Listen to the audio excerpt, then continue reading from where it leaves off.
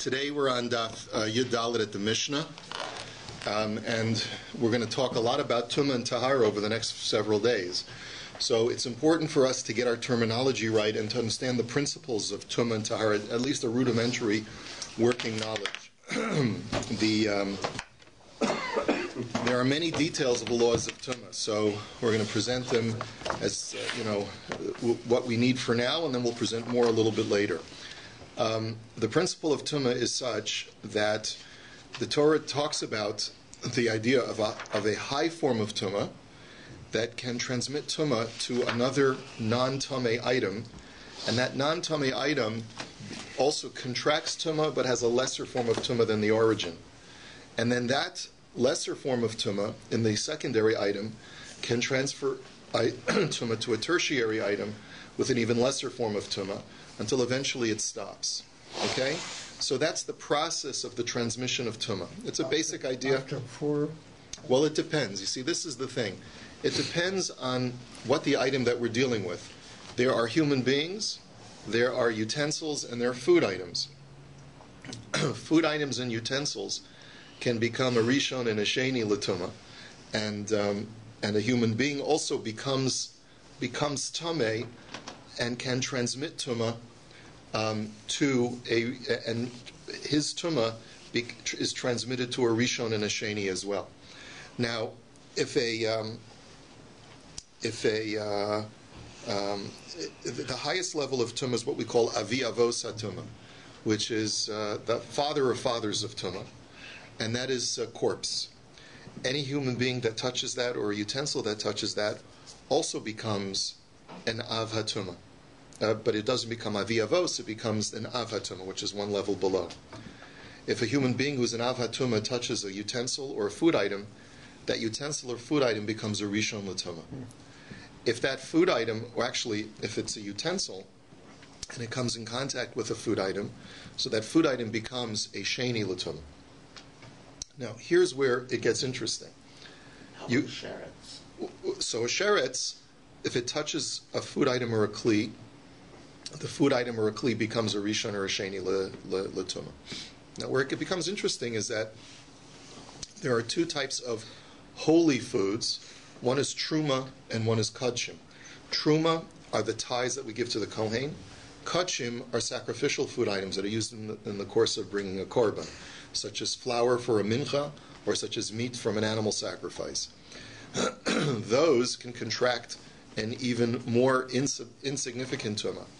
Truma can become a shlishi l'tumah, such that if a food item or a utensil, which is a sheni l'tumah, touches truma, the truma becomes tummy, becomes a shlishi l'tumah. And if something is kudshim, it can even become a revi'i l'tumah. So truma can only become a shlishi; it cannot become a revi'i. So if truma comes in contact with a shlishi, it does not become a revi'i. But if kudshim comes in contact with a shlishi, then the kudshim itself becomes tummy, becomes a revi'i. So that's what we have at this point. Let me tell you one other point, and that is the terminology for tumah in the language of Chazal is this: we make a distinction between pasul and tameh. Pasul and tameh both mean that the object in question is tameh. However, when Chazal use the term pasul, they mean that the object itself becomes tameh, but it does not have the ability to make other things tameh, other things of its kind tameh. Such as truma, which is a shlishi, we would call it pasul, we wouldn't call it tameh. But if you have kudshim, that's a shlishi l'tumah, because it has the ability to create a revi of its own kind, we not only say that it's pasul, we say that it's tameh. So the word tameh, contextually, when contrasted with pasul, means that it is tameh and it can make other things tameh, whereas pasul means that it is tameh, but it cannot make those of its kind tameh. Okay? Why can truma? Why does kudshim make something tameh, but truma not? Kudshim has a higher level of kedusha. So the general rule is the higher its kedusha, the more sensitive it is to tumah. Okay, got it? Okay, sure. All right, great. Now, Rabbi Chanina, and you'll see how this is all relevant to chametz on Erev Pesach in just a moment. Rabbi Chanina Skana Kohanim Omer, that Rabbi Chanina, the deputy Kohen, right, says Miyameim shel kohanim lo nimna'u milisrof es habasar shenitma bevlad hatuma im habasar shenitma ba'av hatuma. Afal pi shemosifin tuma al tumasa. So he says, he testifies that throughout the Second Temple period, that the Kohanim never desisted from doing the following. When it was time to incinerate sacrificial meat, because it had to be burned, because it became tameh, they did not desist from burning two different levels of tumah. One could have been a piece of meat that became tameh through an av hatumah, in which case it's a rishon l'tumah, and they would burn it together with a piece of meat that became tameh through a secondary form of tumah. They became tameh through a vlad hatumah. So even though the object, one piece of meat, has a higher level of tumah than the other, and therefore is exposing the other piece of meat to a higher level of tumah, since you're destroying them in the process of burning them, even though normally you're not allowed to expose kachim to tumah, but since you have two factors, number one, it's already tameh, so you're only adding tumah to its already existent tumah, and number two, you're in the process of destroying it, then the Kohanim were lenient in this regard. And the Gemara will clarify this further. Rabbi Akiva, Hosif Rabbi Akiva v'Amar, Rabbi Akiva added to this and he said, Miyameim shel kohanim lo nimnu milahadlik es hashemen shenifsal b'tful yom b'ner shenitma b'tmei meis afal pi shemosifin tuma al tumasa. Now Rabbi Akiva is talking about oil that became contaminated through tumah, and the kohanim never desisted from lighting a oil that became tameh through a tvul yom. A tvul yom is a person who has had tumah on them. Let's say they came in contact with a sheretz, or they're a balkeri, and they went to the mikveh. Now, they have to wait until sunset, in most cases, in order to be completely tahor. And in that situation, if during their period of tvul yom, they come in contact with food or oil, they render that item to become a shlishi l'tumah. So here you have oil, which is, let's say, truma oil, which a tful yom came in contact, so now it becomes tameh. The kohen is still allowed to benefit from it, even though he can't eat it, he's allowed to burn it to benefit from it. And they would pour this oil into a lantern that was already tameh, but on a higher level of tumah. It was a lantern that had become tameh through a person who had come in contact with a corpse. So even though the lantern was a rishon l'tumah, this never stopped the Kohanim from putting oil that's only a shlishi l'tumah into this lantern. This is nifsal, this is from the category of posel. So shlishi l'tumah for truma is pasel. It's not tameh, it's called pasel. So even though they were adding tumah to the oil, nevertheless the Kohanim never desisted from doing this. And Amar Rebbe Meir... Not for the menorah, Rabbi, right? What? Not for the menorah. No. We're just talking about burning a lantern in your home. Yeah. Amar Rebbe Meir. Midivreim lamadnu shesorfin truma tahora im hatameya v'pesach. So Rabbi Meir says, from all of this we can derive that it is permitted on Erev Pesach to burn truma that is tohor together with truma that is tameh. When you're dealing with chametz truma and you need to destroy it on Erev Pesach, you can burn even tohor truma together with tameh truma. And Amar Rabbi Yossi eina hi hamida. Rabbi Yossi says, I disagree. You cannot adduce that from our previous discussion of Rabbi Chanina or Rabbi Akiva, because they're talking about increasing the level of tumah to something which is already tameh, and you, Rabbi Meir, are advocating exposing completely tohor truma to truma that is tameh. And that already is too much of a leap. It's too much of an extrapolation. That's what Rabbi Yossi's argument is. Rabbi Yossi continues and he says, Umodim Rabbi Eliezer v'Rabbi Yehoshua shesorfen zula atzma v'zula atzma. They both agree that you have to burn them separately. In other words, he says, and I'll prove to you that you're mistaken, Rabbi Meir, because both our teachers, Rabbi Eliezer and Rabbi Yehoshua, had said that when you have truma that's tohor and truma that's tameh, you have to burn them separately. Almon echlaku, the only issue of machlokas between Rabbi Eliezer and Rabbi Yehoshua was ala tluya v'ala tameya.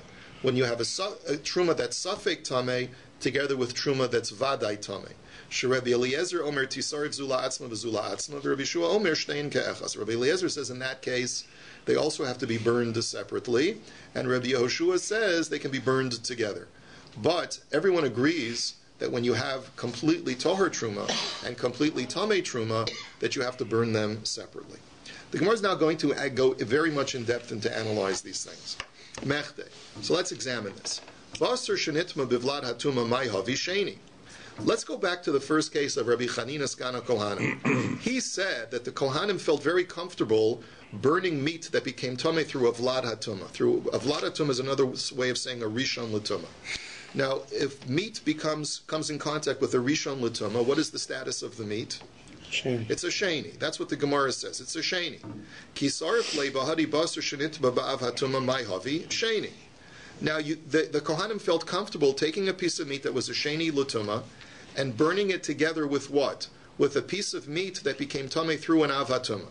If a piece of meat becomes Tomei through an Av HaTumah, what is that status of that piece of meat? It's a Rishon. So when you burn a Sheni together with a Rishon, what does the Rishon expose the Sheni to? The most it can expose the Sheni to is to become a Sheni. Sheni v'Sheni.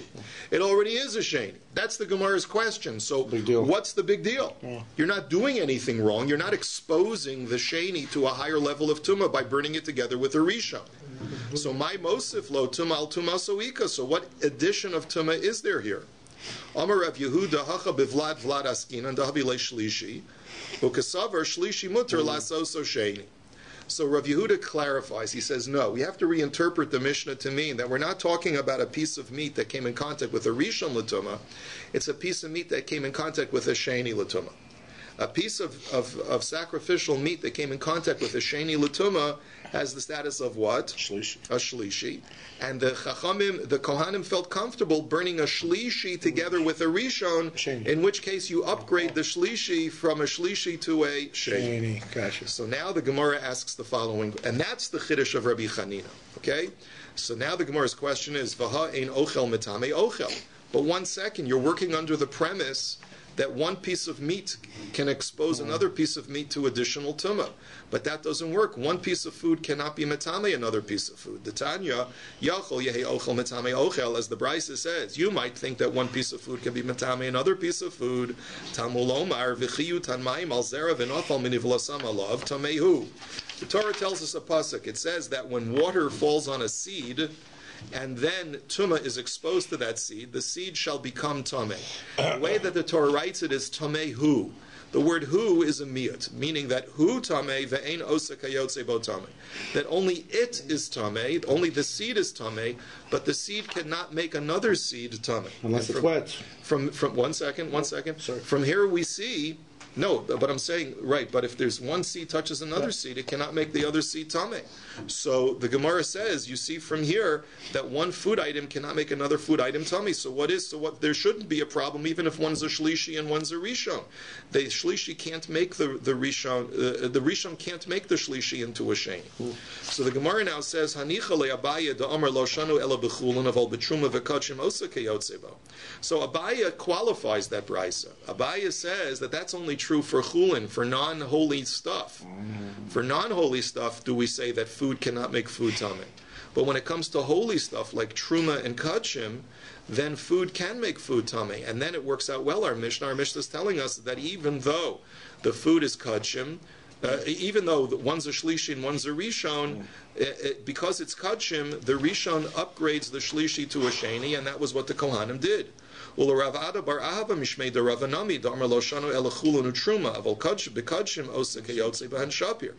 furthermore, even according to Rav Ada bar Ahava's interpretation of Rava, who quoted him as saying that the only time that we say that food cannot be metame food is only with chulin and truma, but with kachim, by sacrificial meat, food can make food tameh. So then our Mishnah also works out well, because we're talking about kachim according to Rabbi Chanina. Ela l'Ravina mishmei d'Rava da'amar mikra mole diber hakasuv loshna chulin loshna truma loshna kachim ena osa kayosebo ma'ika l'meimar. But Ravina had interpreted Rava as saying that the brisa is unconditional. It's an unqualified brisa. It makes no difference whether it's chulin or whether it's truma or whether it's kachim. Food can never be metame food. So then we're back to our question. So what is the chiddush of the Mishnah that you're allowed to burn a shlishi together with a rishon if food cannot be matame food? Answers the Gemara, Hacha b'mayaskinan diika mashkin bahadei basar dekamitame machmas mashkin. Answers like Shlomi had said that the only time that this bryce is true that food cannot be matame food is if there's no liquid involved. But let's say when you had a sheretz, let's say, touch a piece of food, it's touched the food together with liquid that was on the food. And then the liquid together with the food touched the piece of another piece of meat. The liquid can be matame meat. It's only food that cannot be matame food, but a beverage, a fluid, can be matame food. And therefore, the chiddush of the Mishnah is that even though the piece of meat with fluid on it is a rishon, the kohanim would burn it together with a shlishi to upgrade it to a sheni. So the Gemara's question is, well, if that's the case, Ihachi hai im basar shenitma ba'av hatuma, im basar umashkin mi bo'ilai. The Gemara says, well, then the language of the Mishnah is problematic. Because if the whole thing that creates tuma is the liquid that accompanies the meat, then the Mishnah should have said, when you have meat together with liquid, they would burn it together with shlishi l'tuma. But the main part, the main component that transmits the tuma, which is the liquid, is not listed in the Mishnah. That's problematic. So the Gemara says, you're right. Ella nihi de'ein ochel mitame ochel midoraisa midarabanan mihu mitame. So the Gemara says, you're right. Really, what the Mishnah is referring to, what Rabbi Chanina is pointing out, is not a Torah tuma function, but rather a rabbinic tuma function. That the Kohanim would burn two pieces of meat together, one's a shlishi and one's a rishon, and that even though midioraisa, there's no transmission of tumah from one food item to another, b'derabanan there is. And that's what Rabbi Chanina, therefore, in the final analysis of the Gemara, at least according to Ravina, is teaching us, is that the Kohanim did not desist from creating a tumah midirabanan. Now, according to Abaye and according to Rav Ada, we're even talking about a dioraisa tumah. But according to Ravina, we're only talking about a rabbinic transmission of tumah. Now, let's continue. Hosef Rabbi Akiva miyamein shel kohanim lo nimnu milahad l'kchulei. Rabbi Akiva adds to this, and he says that during the kohanim never desisted from placing oil that was a shlishi l'tumah, which was truma oil, which was a shlishi, and putting it into a lantern, which was a rishon l'tumah. So you would be upgrading the shlishi to a sheni. So mechti shemen shenifsal b'tful yom ma'avi shlishi. So let's see. The oil that you've described in our Mishnah is oil that came in contact with a tful yom. A person who's gone to the mikveh but hasn't waited for sunset. So what is the status of that oil? That oil is only a shlishi. V'chimadlikli b'ne'er shenitma b'tmei meis ma'avi sheni. If you put that oil in a lantern that's a rishon l'tumah, what is the status of that oil? It converts from a shlishi to a sheni. So my kamashmalan shlishi mutar lasos sheni hainu hach. So what's the chiddush of Rabbi Akiva? What is he coming to add to Rabbi Chanina's original statement? With the meat. That what? With the meat. That Same what? thing. That you're allowed to convert a shlishi to upgrade its tumah to a sheni. That's the same thing that Rabbi Chanina said. That's what we just got through clarifying, is that Rabbi Chanina was talking about burning a shlishi together with a rishon. Well, that's the same case that Rabbi Akiva is talking about, except with oil and truma instead of kodshim. So why does he have to? So what additional halacha is Rabbi Akiva teaching us? That's the question of the Gemara. So Amar Rav Yehuda Hacha Bener Shemal Teches Askinan Derachmana Omar Kachal al Cherev Bachal al Cherev Cherev Harehu Kachalal V'Habyalei Av Hatuma. That the answer is that we're talking about a metal lantern. Now, there's a special halacha with metal utensils. The Torah says, the pasuk in the Torah that talks about a corpse, it says that if you have a sword that impales a human being and renders him dead, okay, then if you touch that sword, it's just like touching the corpse itself. So the Torah gives us a special chiddush by Tumas Meis uniquely, that the metal utensil that comes in contact with the corpse has the same level of tumah as the corpse itself, that it's avi avos hatumah. So the chiddush is like this: if a person touches a corpse, and then a person touches a metal utensil, the metal utensil takes upon itself the same status as the person that touched it. So the person who came in contact with a corpse now becomes an avatumah. He touches the metal becomes the same av hatuma as the person who touched the corpse. Now, with that being in mind, it turns out that you're adding oil, which is a shlishi l'tumah, not into a lantern, which is a rishon l'tumah, but rather into a lantern, which is an av hatumah, the next level up. And therefore, that's the chiddush that Rabbi Akiva is adding. Not only are you allowed to combine a shlishi with a rishon, but you combine even a shlishi with an av hatumah, which is a higher level of tumah, in which case you'd be making the shlishi not only into a sheni, but you may be making the shlishi into a what? Rishon. Into a rishon. And therefore, ukesavar shlishi muter lasoso rishon. So the Gemara now asks the following question. Okay, Rav Yehuda, I got your point, but I have a question. Why did you have to interpret the Mishnah that way? Umay duchke de Rav Yehuda leukme b'ner shel mateches. You're creating an ukimta. You're limiting the case of the Mishnah to a case of a metal lantern. But you didn't have to do that. You could have said that the Mishnah is talking about all kinds of lanterns. Nukme b'ner shel cheres. Umay hosif the ilohasam tame v'tame v'ilohacha pasel v'tame. The chiddush is as follows. I could tell you that we're talking about even earthenware lanterns where the lantern is only a rishon. Your question to start with was, what additional information, what chiddush is Rabbi Akiva adding to Rabbi Chanina? Because Rabbi Chanina was also talking about combining a shlishi with a rishon, and that's what you, Rabbi Akiva, are talking about. But there is a big difference. You know why? Because the case of the shlishi, in the case of Rabbi Chanina, was a case of where it's kudshim. Now, kudshim that's a shlishi is what? Is it tameh or is it pasel? Tameh, because you still have a revi. Because you can transmit the shlishi to make another thing a revi. So when I upgrade in the case of kudshim from a shlishi to a sheni, I'm just making something which is already tameh into something else which is a higher level of tumah. But Rabbi Akiva is adding to that, and he's saying in the case of truma, where a shlishi is pasel, it doesn't have the ability to make other things tameh. I'm now transforming it from just something that's pasel to something that's tameh, which means that it now has the power to make other things tameh. That's a big chiddush. And it's still okay. Right? And Rabbi Akiva is saying that it's still okay, that even though you're transforming it from something that's pasel to something that's tameh, as we clarified the distinction between pasel and tameh a few moments ago, nevertheless, it's still okay to do that. That would be the chiddush that Rabbi Akiva is introducing. Why couldn't you learn that way, Rav Yehuda?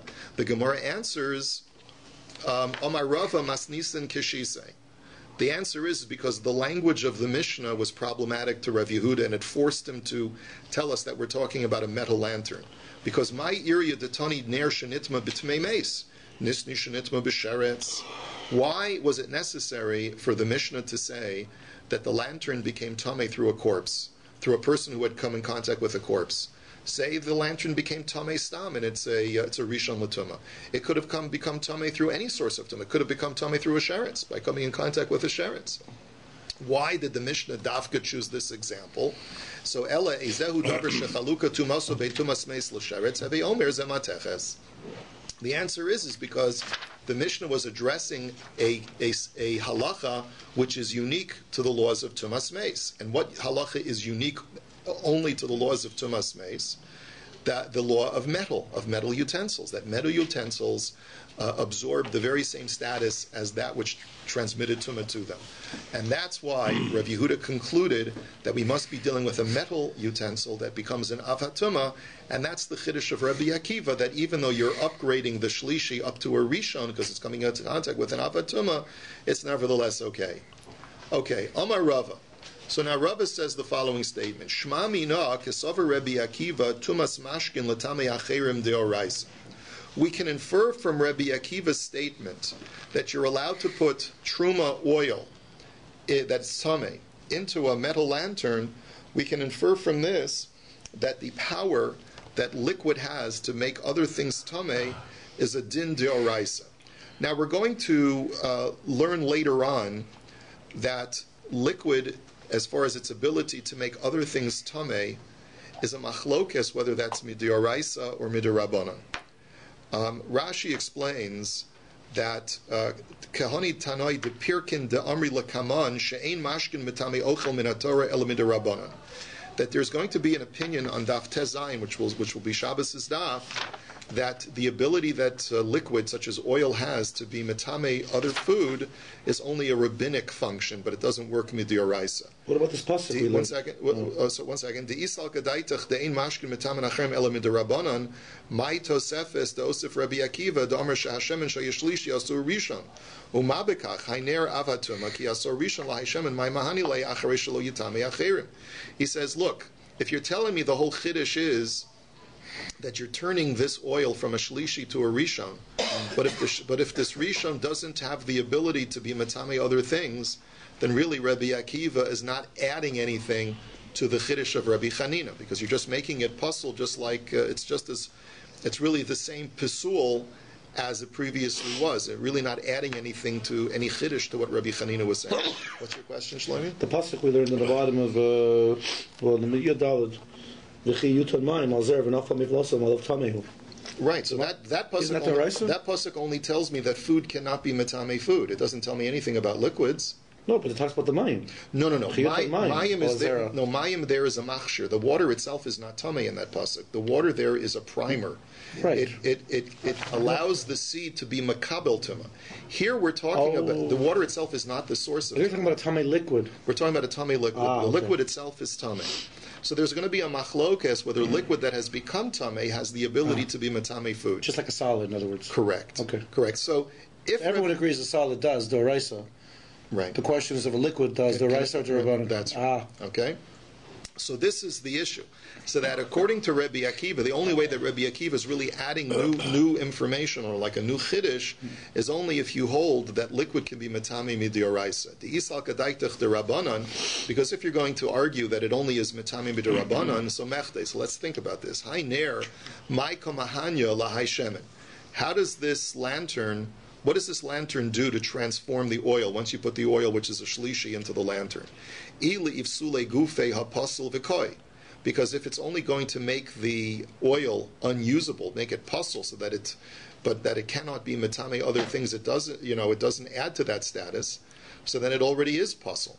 So the point that Rabbi Akiva is trying to make is that even though midioraisa, by adding the oil to this lantern, you're upgrading its status from something that's puzzle to something that's metame, nevertheless, says Rabbi Akiva, it was still permitted for the Kohanim to do that.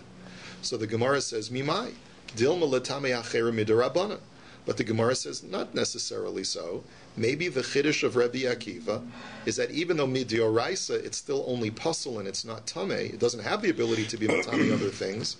But the chiddush of Rabbi Akiva is that even though you're adding tuma midirabanan to it, to enable it to be matame other things, that was the thing that the Kohanim permitted. The Gemara says, no. Imidirabanan, my irya ba'avatuma, afilo berishon v'sheni nami techila havi. So the Gemara says, no, because if that were the case, that Rabbi Akiva is only addressing a rabbinic form of tumah, so then it wouldn't make a difference if this oil was being exposed to even a lower form of tumah. Why did we have to establish that Rabbi Akiva is talking about a lantern which is an avatuma? He could have been talking about a lantern which was even only rishon l'tuma, or even theoretically a food item which was only a sheni l'tuma, would have the same effect midirabanan. Why?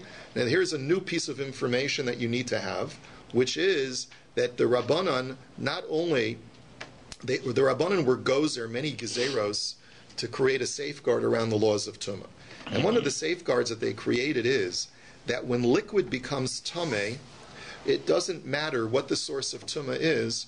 We always assign this liquid the status of a rishon l'tumah, regardless of whether even if the source of its tumah was a sheni, the liquid will always be upgraded to a rishon. It's a counterintuitive law, because normally a sheni can only make a shlishi, but when it comes to liquid, the rabbis decreed that rabbinically it has the status of a rishon regardless of its source of tumah. Now, why is that? Because this is a conduit. No, that's not the reason. The reason that they made this gezerah is because of they made a cross-the-board decree because of liquid that emits from a zav. liquid that emits from a zav, whether it's its spittle or his urine, has the status of an avhatuma. So they basically decreed on all liquid that it should have a higher level of tuma, because so that it shouldn't get confused with the liquids or the fluids that come from the body of a zav. And so we'll learn more about this later, but just keep this in mind. And therefore the Gemara is arguing as follows.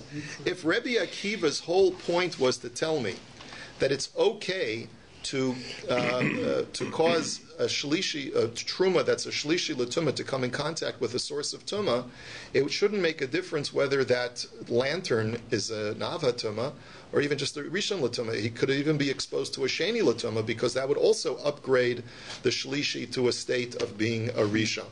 So therefore, the very fact is that Rabbi Akiva doesn't say that proves to me that we're talking about a tuma that is working midioraisa, not midirabanan. Ditnan kol haposel es hatruma mitame mashkin lios techila, that anything that can make truma puzzle, which means that it's a sheni or greater, will cause any fluid that it comes in contact with to become a rishon.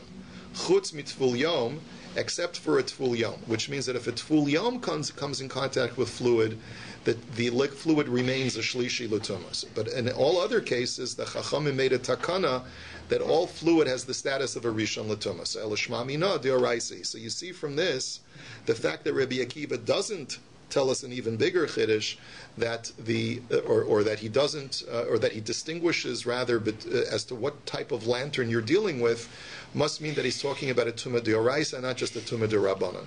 And therefore, we come to the conclusion that Rabbi Akiva is talking about a metal lantern, which is an avhatuma, and that he's dealing with exposing the liquid to a tuma deoraisa.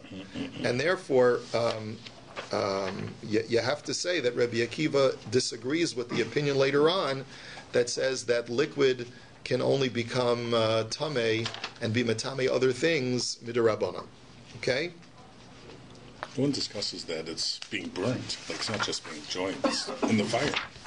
So you think like it's it's being burned. It's basically Well, the point of the Mishnah is that since you're in the process of burning the item in question, the Chachamim are lenient and allow you to expose it to a higher level of tumah. That's the whole rationale behind this whole Mishnah. Right, but you would think it's not such a chiddush. Yeah. Sorry, I'm just trying to understand what you said at the end, Rabbi. You said whether it's a tamei de Rabbanan or tamei de Raisa. What's the distinction again? The distinction is as follows. When it comes to liquids, the Chachamim said that midirabanan, anytime liquid becomes tamei, it immediately gets upgraded midirabanan to a rishon l'tumah. Okay, right, that's fine. But midioraisa, it could still be a shlishi or a sheni l'tumah. Okay, so the point that we're making is, or not tamei at all. With regard to liquids. Only with regard, it's a special deal with liquids. Right. Special deal with liquids. The rabbis made this decree. We've just successfully proven that Rabbi Akiva is not addressing a tumah d'Rabbanan. He's talking about a tumah d'Oraisa. Because otherwise, if he was talking about a tumah d'Rabbanan, it wouldn't make a difference whether the lantern was an avatuma or not, because no matter, even if the lantern was only a sheni l'tumah, it would still succeed in making the liquid from a shlishi into a rishon mid'Rabbanan. The fact that he specifies that the lantern has to be a higher level of tumah proves that we're dealing with a Torah tumah that is being addressed with this liquid, and not a rabbinic tumah. Let's just go on a few more lines. Amar Rabbi Meir midivreim lamadnu v'chulei. So Rabbi Meir says we can infer from the previous discussions that it's permitted to burn chametz, that is a truma that is tohar, together with chametz truma that is tamei on Erev Pesach. So midivreim deman. So now the Gemara's question is, whose statement is Rabbi Meir inferring this from? If he's inferring it from Rabbi Chanina's case, that you can take two pieces of kudshim meat, one is a shlishi and one is a rishon, and burn them together, what's the analogy? Hasam tamei v'tamei hacha tohar v'tamei. In that case, both pieces of meat are tamei. You're just upgrading the tumah, but you're dealing with a piece of meat that is already tamei. It's just you're making the tumah even greater, but over here you're dealing with a piece of truma that is completely tohar. So how can you compare the two? Ve'ela midiver Rabbi Akiva midami hasam pasel v'tami hacha tohar v'tami.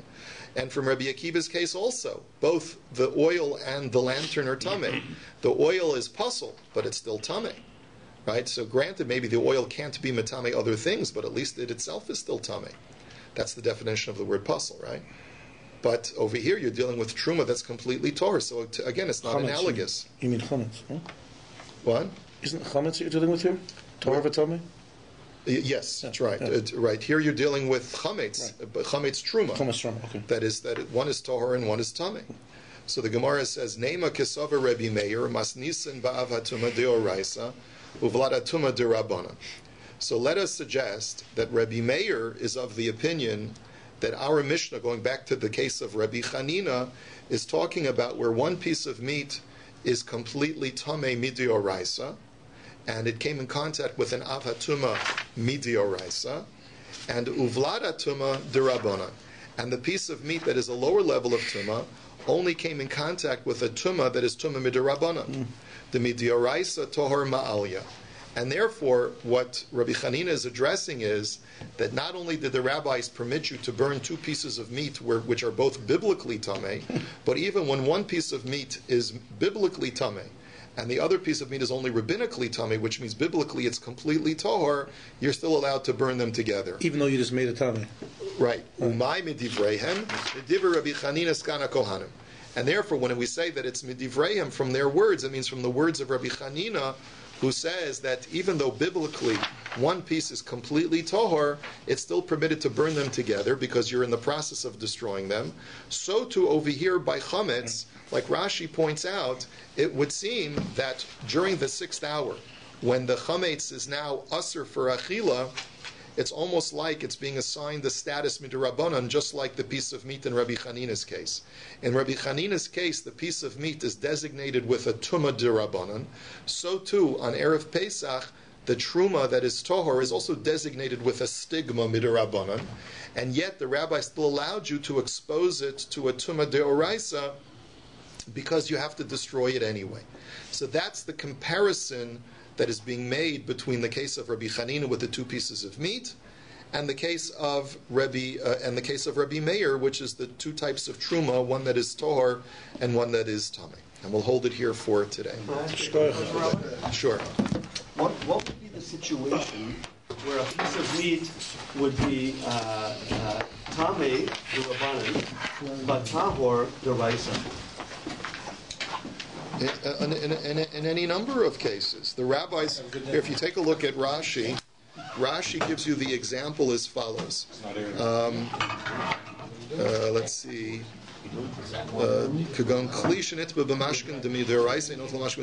Right. He says the example would be as follows.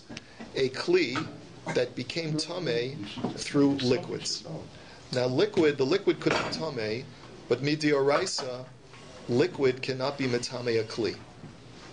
But the Rabbanan made a gzeira that liquid, not only all liquids have a status of a rishon l'tuma, but also all liquids can be metame kalim. But the kli is only tamei midrabbanan. So then this kli, which is now upgraded to an av hatuma midrabbanan, comes in contact with food, and it makes that food a rishon l'tuma midrabbanan. Okay? So it's from the liquid to the kalim, right? Okay. Okay, but that's a very good point. Maybe I'll point that out tomorrow. All right. I neglected to point that out. Wow.